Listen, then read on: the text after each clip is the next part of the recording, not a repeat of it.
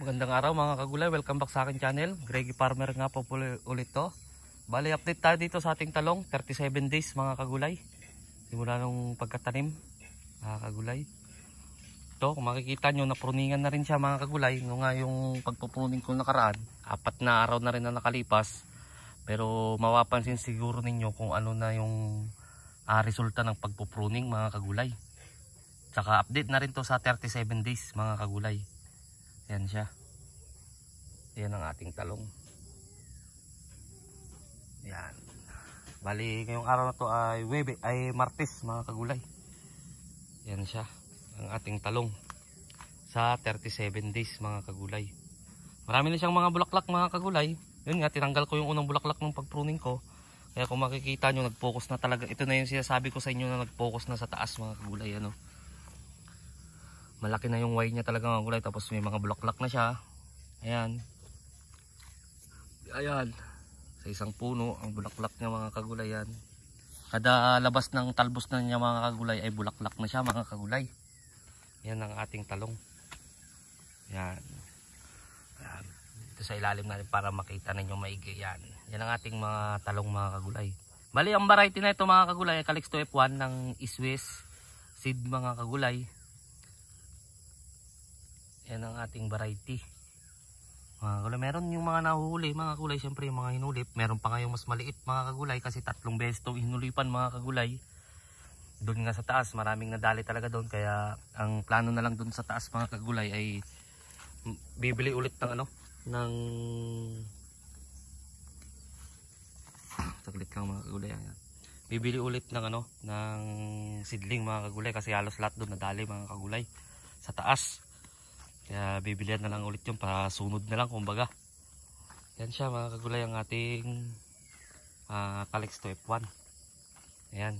Baka sabihin nyo dito lang ako lang dito nag-intro mga kagulay. Pupuntahan din natin lahat mga kagulay. Yan. Yan na siya. Ayan. Meron pa tayong hindi napupruningan doon mga kagulay. 4 na 4 na plat doon sa baba. Pero dito lang tayo muna mga kagulay. Yan. Yan ang ating 37 days. Yan, yung makikita yung mga maliliit yan mga gulay, yan yung mga hulip. Yan, marami ring na ihulip dito mga gulay sa totoo lang. Gawa nga ng maraming yung sinasabi ko nga tipaklong ang dumali mga gulay, hindi snail. Kasi sabi, may nag-comment yung kapwa ko vlogger, snail daw, purudan. Ginawa ko na lahat yun mga kagulay, yung purudan. Pero nung siyempre nga, andyan lang yung bayo, tinitignan ko siya kapag mga daling araw, kaya kapag umiihi ako ng mga bandang alas 10 o kaya alas 1, tinitignan ko tipaklong talaga dumadali nung mga gulay. Talagang hindi naman dito, wala silang pinipili mga gulay. Kapag maliliit pa, talbos o kaya puno, tinitignan ko wala siyang snail. Alam ko naman yung mga gulay, sa tagal-tagal ko na nagtatanim ng talong, ay makikita ko naman yung kaya reply din ako dun sa comment nung kapwa ko vlogger din sa Facebook. Ay sabi ko hindi po yan kasi sabi niya purudan lang daw. Sabi ko nga hindi aari yung yung sinasabi niyang snail. Ganun talaga yung mga iba kasagaran, pero sa akin dito ay yung tipaklong. Maraming klase kasi yung tipaklong dito mga kagulay. Ngayon nga lang ako naka-encounter ng ganun na maraming klase ng mga tipaklong yun ang dumali sa akin dito. Kaya kung mapapansin nyo, ay kaya nung sinabi ko sa inyo mga kagulay, 3 beses ako naghulip dito mga kagulay. Kaya marami talagang sumusunod na ganyan. Yan, halimbawa ito malalaki na. Yan, may mga bulaklak na nga, bumuka na nga yung mga bulaklak. Pero may mapapansin ko yung may maliit talaga. Pero habol pa rin yung mga kagulay. Yan. Hindi yung tangkad niya hindi para-parehas mga kagulay. Yan siya. Ito, ulitin ko mga kagulay, yung unang tanim na ito, yung pinaka-original na tanim na ito, 37 days. Pero yung mga hulip, kasi yung iba, 2 linggo na bago na hulipan, gawa nga ng walang makunan ng siyempre, umaano lang tayo doon sa seedling nursery mga kagulay, kung ano lang available doon mga kagulay. Kaya kung mapapansin nyo talaga, ay marami talagang mas maliliit. Asa na ba yun? Ito. Ayan Yan, baka sabihin nyo mga gulay may putol siya kaya maliit nula. Ayan nilagyan ko na nga ng straw para hindi nila Yun naman, nagtagumpay naman ako mga gulay, hindi talaga nadali rin kapag may straw. Yan ang ginawa kong paraan. Ayan. Ayan, ano pa siya tingnan kasi hindi pa makapal yung babaw niya, pero nagpo-focus na siya mga gulay gawa sa pinagpo-pruning natin mga kagulay. Ayan o. Ayan. Tapos tinanggal ko nga yung unang bulaklak. Ayan, kung mapapansin nyo may nagtanggalan ng unang bulaklak mga kagulay ito. Ewan ko kung nakikita nyo. Ito. Saan ba? Ayan mga kagulay, unang bulaklak. Tinanggal ko yan. Halos lahat yan mga kagulay. Ayan. Tinanggal ko yung unang bulaklak niyan. Ayan. Kaya ginagala ko rin kayo mga kagulay. Baka sabihin nyo, doon lang ako nandun kasi doon yung maganda. Pero dito maganda rin naman mga kagulay. Ano? Oh. Hindi nga lang siya pantay-pantay ng ano.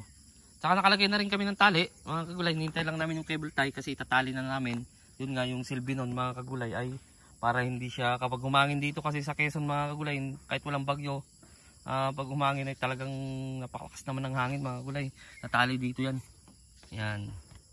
Ng cable tie.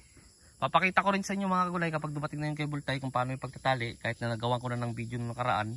Mga nakaraang tanim ko, doon pa ako sa Mindanao.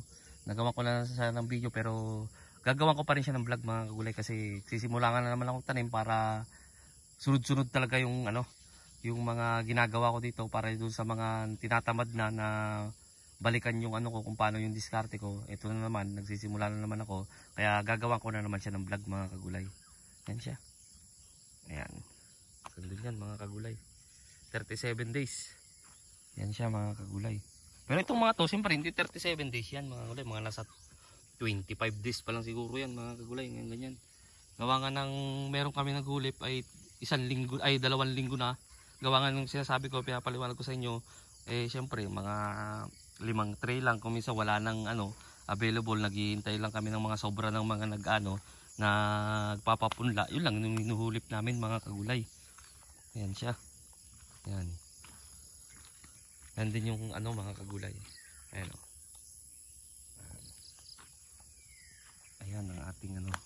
Kung mapapansin nyo mga kagulay, marami na talaga sadyang bulaklak. Ayan o. Ayan, sa 37 days, marami na siyang bulaklak. Pero hindi na nga lang siya masasakto sa 45 o kaya 47 days ay mag-harvest na. Gawa nga ng tinanggal ko yung mga unang bulaklak mga kagulay. Tinanggal ko kasi. Yun nga yung dahilan ko para mag-focus talaga siya sa taas. Yan siya. Doon ako lagi nag-i-intro. Doon sa mas makapal-kapal doon. Kaya ginagala ko kayo, baka sabihin ng iba yung pinapakita ko lang yung mga ano. Yan, pinapakita ko rin sa inyo mga kagulay, yung mga maliliit pa. Yan. Yung mga maliliit pa talaga mga kagulay, gawa nga ng hulip yan. Yan siya. Yan ang ating Calixto F1. So hanggang dito na lang ako siguro mga kagulay. Kung mga gumawa lang ako ng vlog o kaya video para may update kayo sa 37 days na Calixto F1 natin. Sa susunod, dun naman tayo sa Ampalaya mga kagulay. Ayun mas ano yun, mga 33 days, mga ganun mga lag. Basta gagawa ko na lang ng panibagong vlog yon kahit na walang ganong nanonood sa ano sa pag-ampalaya. At talong, napapansin ko kapag sa talong ang nag-upload ako ay maraming nanonood. Pero gagawa ko pa rin yung mga gulay para naman doon sa may kursunada na gayahin yung diskarte ko doon sa pag-aampalaya natin mga gulay.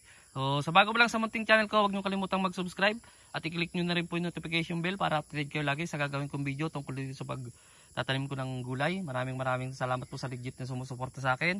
God bless po sa ating lahat.